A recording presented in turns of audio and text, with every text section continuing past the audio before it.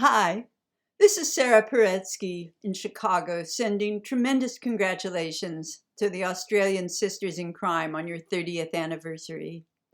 I wish I could be with you in person, but I'm glad that I can at least take part in the event.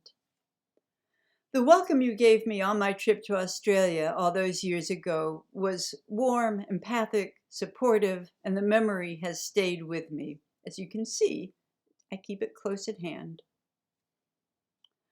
Over the years that Australian sisters have flourished, I've come to realize that this warmth is second nature within your community.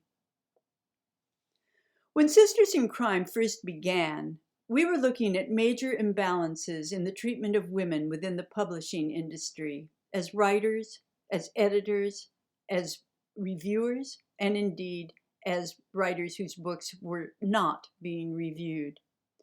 The work we've all been doing has altered that landscape. We've come to see more equity in publishing advances. We've come to see stronger roles for women within the industry as editors and indeed as heading major houses.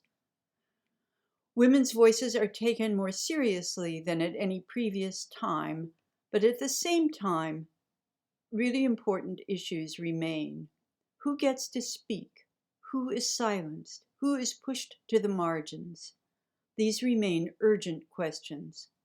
It is exhausting to see the amount of resistance women continue to face as we push for our right to be fully human, with full human authority for our own lives.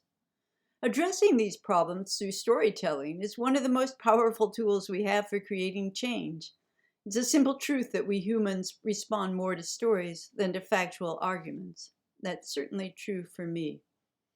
So the stories that we tell, the novels we write, the teleplays that we produce, these all have an impact on the attitudes in the world at large, on women, on our roles, on our strengths, on our foibles. Sisters exists partly as a social organization. It's a place where we can find strength through community. However, as an organization, Sisters continues to thrive because we try to grapple seriously with the problems that face women as writers. Australia was the first country to give women the vote.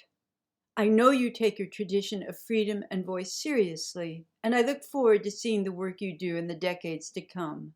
In the meantime, though, have a tremendously happy celebration, and I want to give a special shout out to Carmel Shute, who's kept me in touch with the work you've been doing all these years, and whose own voice is an important one among worldwide writers.